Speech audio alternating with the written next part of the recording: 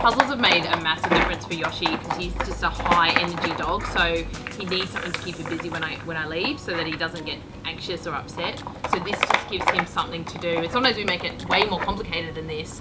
And he has to figure out, and this one he's worked out really, really well, so he knows how to do this within 5 seconds.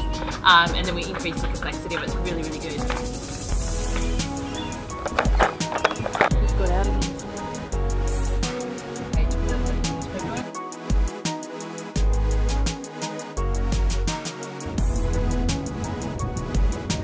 I think when people see what I do, people think that it's mainly about just being a vet on the floor and looking after pets, but really I spend at least half my time really caring actually for the vets, for the vet team. That's really a really big part of my job. It's funny, I didn't really ever, you know, set out just to be a vet, and now, you know, it's amazing how the journey has just changed. And look, I'm running a business and managing a team. I haven't done an MBA. I've read a lot of books, and I've, I guess, observed a lot of other people and picked up things that they've done along the way. But I think most of the learning that I've done has really been through trial and error, and doing things well and then not doing things well, and then reflecting on how I could have been, how I could have handled the situation better.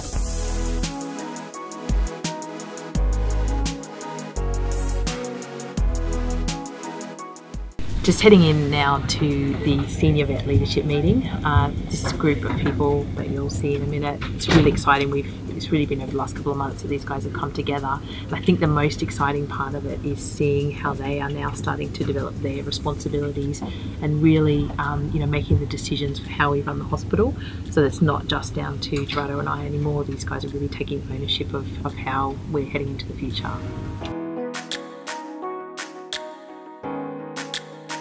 Best business news would be that Channel 7 are really interested in doing a story on blood bank. Yeah, about the donors and stuff like that, you know, saving Christmas lives and so forth. So I'm just trying to set that up with them today. One thing where we, specifically the vet team, came down lower was in terms of recognition. And so what I really want to know is, or ideas for how could we recognise people who've done well, or, you know, in a certain area.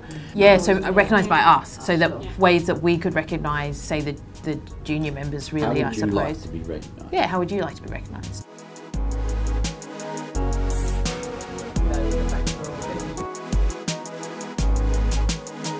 That was a really good meeting.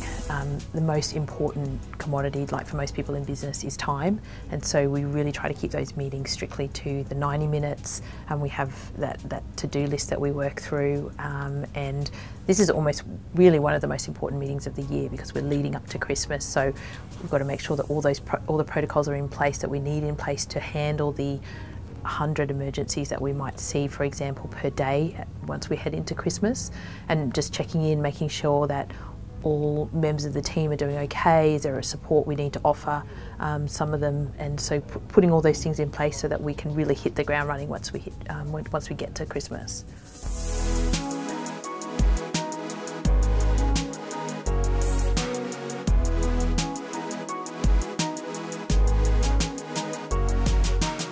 We don't really give you guys enough recognition for what you do and what you contribute to the team. We had some fantastic positive feedback from Ellie about the septic patient. Your communication and management of the case was, yeah, out of the ordinary, so well done. Yeah. Good job, Al. So that meeting for me was incredibly exciting because you can see, going from the first meeting where we have that senior vet leadership team that we formed, that they really lead that second meeting now. So once upon a time it was really just Gerardo and I who used to just talk the whole time, and watching them start to develop their own ideas, that's how we're going to grow this hospital. One of the biggest things is allowing them the freedom to run with an idea and being comfortable that actually that may not be the direction that we wanted to run in. So it's taken a while for us to get used to the concept that actually we may not be really leading or head in the direction of the hospital as much as we used to. And being just open to new ideas, really. You know, it might not be the way that we would do it, but we can't grow unless we allow other people to have their input, really. So, yeah. Yeah, it's good. It's pretty amazing to see, actually. Yeah, really cool. It means less work for us. Yeah. Well, I'm not sure about that, but... Yeah. Bigger picture things, maybe.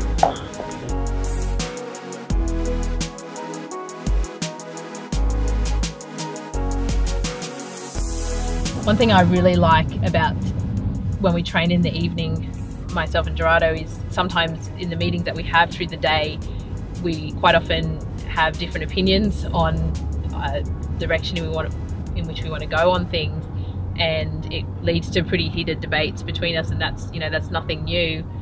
But we head to the gym, and it's like a reset.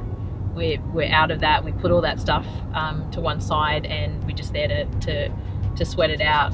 And yeah, we always have heaps of fun.